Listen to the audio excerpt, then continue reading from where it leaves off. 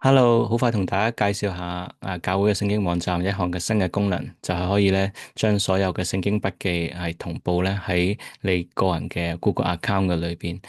變咗你有一個 account 就可以喺唔同嘅 device 上面，可能你用手機，可能你用屋企電腦都可以存取到你自己個人嘅聖經筆記。咁首先要好多謝 Morris 啦，因為呢個係去 inspire 我去加上去對我自己都非常之有用啊，因為咧。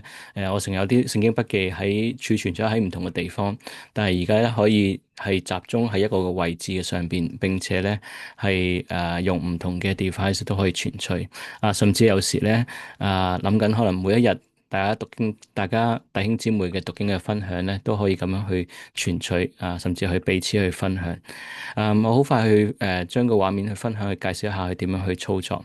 誒、呢個功能咧係需要你自己有一個嘅 Google account 嘅，原因係教會嘅網站咧保障你嘅私隱啦，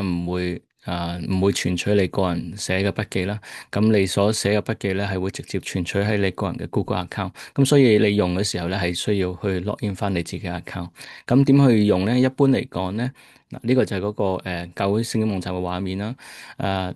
你見到有左右兩邊嘅，第一次打開有左右兩邊，左邊咧係主要睇聖經，右邊咧係一啲工具嚟嘅。咁撳右下角嗰個嘅按鈕啦，咁你見到可以淨係顯示聖經，亦都可以咧係一半一半，亦都咧可以係淨係顯示工具。咁呢個特別喺手機嘅使用上面咧比較方便，因為手機嘅平面屏幕咧比較細，咁所以咧可能咁樣轉換一下會比較方便。嗯或者順便講一講啦，第一次用嘅時候咧，其實你可以揀喺度preference 嗰度咧去揀中文界面啦，同埋揀你常用嘅聖經啦，例如和合本啦，和合本，嗯，例如和合本啦，咁去揀咗佢先咁樣啦，跟住就撳翻出嚟。好，我講好快，哦，好快講一講咧係點樣去使用呢個嘅誒筆記呢個工具。嗱，我哋而家呢度睇緊係平時大家都有睇讀經多謝阿燕啦，每日去發啲嘅連結出嚟啦。咁喺頂頭呢個假設呢度係創世記第一章第一節，咁你個三點撳落去嘅時候咧，你會拉落去，你會見到有三個選項係新加喺度嘅書卷筆記啦、單張即係單獨一張嘅筆記啦，同埋單節嘅筆記，咁係咩意思咧？點解要有三個咧？你可以淨係為成卷書去寫呢個筆記，例如我特別呢個筆記係關於創世記嘅，可能唔係特別某一節，不過係整本嘅書，可能背景啊各方面，你可以擺喺書卷嘅筆記啦。如果係第一章嘅筆記，或者而家我哋每日讀經係有一章咁去讀嘅時候，你可以係擺喺單章嘅筆記裏邊，即係單獨一章嘅筆記嘅當中，或者係單節嘅筆記嘅裏邊。而呢啲筆記咧，都可以係存取喺你個人嘅戶口嗰裏邊嘅。例如好簡單啦，譬如而家我揀選第一章第二節啦，第一章第二節嘅時候，我跟住我揀單節筆記你見到第一次開嘅時候咧，唔係即刻開到嗰個編輯器出嚟，原因咧係你需要首先去 log in 你嗰個 Google account 先嘅。呢個你又撳呢個掣啦，log in with Google 啦，然之後揀選你自己個人嘅Google account 跟住撳 continue。喺呢一刻嘅裏邊咧，佢會提你咧，你會係用到你個人戶口嘅裏邊嘅Google Drive。不過放心啦，個網站咧唔會係開啟你其他嘅檔案，只係咧將你嘅筆記咧存儲喺當中。又當你用教會聖經網站嘅時候，將你嘅聖經筆記咧可以顯示翻喺嗰個編輯器嘅上邊。咁所以呢度咧，如果佢有問你係咪tick 或者選項嘅時候，你係需要 tick 嘅。不過呢度佢冇叫你選項嘅時候咧，就撳 allow 准許啦。當你准許咗之後咧，你發覺咧就會跳翻出嚟呢個畫面噶啦。你再喺呢一刻嘅裏邊咧，譬如我哋又撳翻去第二節啦，你再撳翻去單節筆記嘅時候咧，個畫面就唔會就叫你再 login 一次啦。咁因為咧，其實基本上咧，如果係你用開嘅手機或者你屋企嘅電腦嘅時候你 login 一次咧，基本上咧係會存取咗資料喺你自己嘅電腦上面，就唔使重複去 login。但係如果你係用其他人嘅電腦，可能一次性嘅啫，或者你喺街度用嗰啲電腦嘅時候咧，你用完咧最好就係登出翻啦，以至咧保障翻你個人嘅私隱。嗯。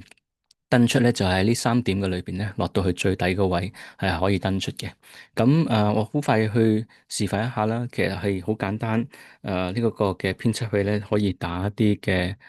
文字喺當中啦，例如誒、一個我想寫一個注釋啦，假設啦，我寫幾個字啦。咁除咗文字之外咧，你仲可以俾啲標題佢啦，誒、標題啦。最緊要係一樣嘢咧，就係同平時你喺手寫嘅簿上邊寫筆記，同埋喺你其他 Word document 啊寫筆記咩唔同咧？就係喺呢一個嘅網站嘅裏邊咧，誒你打嘅。譬如約翰福音啊，第三章16節，或者係羅馬書第五章第8節，你將相關經文打咗喺呢一度嘅時候咧，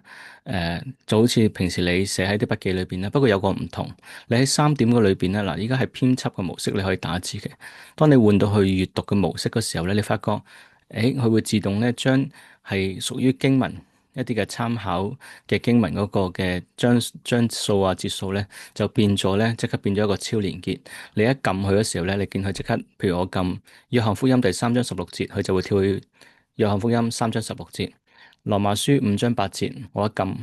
左邊嗰度咧，就係跳去羅馬書嘅5章第8節。咁長遠嚟講咧，呢個就比較方便，變咗可能我哋一邊可能時聽到上一啲聖經班，或者係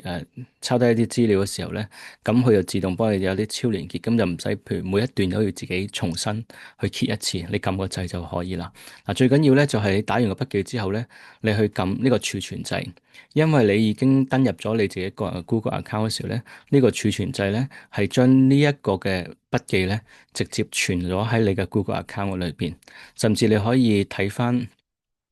頭先我哋係喺呢度係創世記1章第2節嘅筆記啦。當你去翻創世記第1章第2節嘅時候咧，你又發覺，個二字嘅旁邊咧係多咗個筆記本嘅符號喺度嘅，咁啊提你，原來你曾經將呢個第1章第2節創世記第一章第二節咧係擺嗰個筆記，或者我示範多一次啊。另一個開啟嘅方法就係喺個節數上邊，例如第4節，我點一點去，你會見到一個選單出嚟。如果係未有筆記嘅時候咧，佢有個選項就係新增筆記。好似第二節咁樣樣，已經有筆記嘅時候咧，佢個選項咧就係編輯筆記。好，我喺第4節嘅裏邊揀一個叫做新增筆記。咁呢一度咧就自動跳咗去1章第4節。同樣啦，我又係隨機咁樣去打一啲字啦，純粹做一個示範啦，去儲存啦。咁你發覺咧，第二節同埋第4節上前，即係嗰個嘅節數旁邊同樣係有筆記本嘅一個嘅符號咁呢個嘅，當你再撳嗰時候咧，譬如我一撳第四嗰個嘅第4節旁邊嗰個嘅筆記符號咧，就可以存取翻第4節頭先我打過嘅筆記啦。最方便係咩咧？唔單止係我而家用緊呢部電腦，當我曾經存取過嘅時候，我出到街用我手機去睇嘅時候，當我 login 翻個 Google account 咧，係同步嘅升嘅，即係我可以咧係用我手機或者其他電腦，只要我用同一個 account login 嘅時候咧，我就可以讀翻晒我啲筆記啦。咁呢一個係長遠有幾個好處。換電話、換手機或者換唔同嘅情況裏邊咧，我都可以有一份筆記喺手裏邊咧，係可以好整理咁去保存，因為可以分開節數分開張數，亦都可以係整本書嘅唔同嘅筆記咧，都可以存取。甚至你話我都想下載一份喺自己電腦裏邊喎，係可以嘅。你見到有下載啦，單獨嘅筆記下載可以，所有嘅下載都可以，甚至下載完之後咧，如果你分享俾弟兄姊妹嘅時候咧，佢可以用呢個匯入嘅功能去揀翻嗰個嘅筆記檔案。咁咧佢就可以讀到個筆記啦。假設我教一個嘅聖經課程，我有筆記，直接將咁樣嘅方式去發俾你。你再入嗰時候咧，好處就係咩咧？變咗有時上堂你唔使每個經文去鍵啦，因為頭先講到嗰啲超連結係自動去組合，咁所以當你點一下咧，你就可以跳到去唔同嘅經文嘅當中。呢個係一個方便。誒、誒。係啦，大概就係呢一個就係嗰個嘅功能啦。咁仲有其他唔同嘅功能嘅，不過呢一個咧就我相信都會幾弟兄有某啲弟兄姊妹咧都會幾有用，特別你係有寫靈修筆記嘅習慣啦。甚至我諗緊有時而家好多家人每一日咁樣去分享嘅時候咧，其實我哋唔好嘥咗喎，可以儲埋喺呢啲嘅筆記裏邊耐唔耐又可以攞開翻嚟睇我見到某一節，有呢個嘅公仔，即係話曾經係呢一節咧有一個嘅 comment 或者一個嘅諗法或者一個嘅筆記，咁就可以睇翻啦咁樣。咁你見到呢個選單最後一個咧，就順便一提啫。重建索引係咩意思咧？就係有時網絡唔穩定中途斷咗delete 咗某啲嘅嘢咁可能佢搜索上邊咧冇咁準確嘅時候咧，當你覺得係唔準確嘅時候咧，你可以撳呢個重建個索引咧。以至可以係幫助你喺你已經存取喺你個人嘅 Google account 裏邊咧，重整嗰個索引，以至咧可以去顯示所有嘅筆記。好，今日嘅分享到呢度，祝福大家，希望我哋咧可以彼此咧喺神嘅話語裏邊咧互相造就，通過呢啲簡單嘅工具咧，令我哋更加有效啦，或者去幫助我哋有時有啲嘅領受啦，有啲嘅筆記啦，有啲嘅珍惜嘅一啲嘅分享咧可以傳低落嚟，好多謝大家，我哋停喺度，拜拜。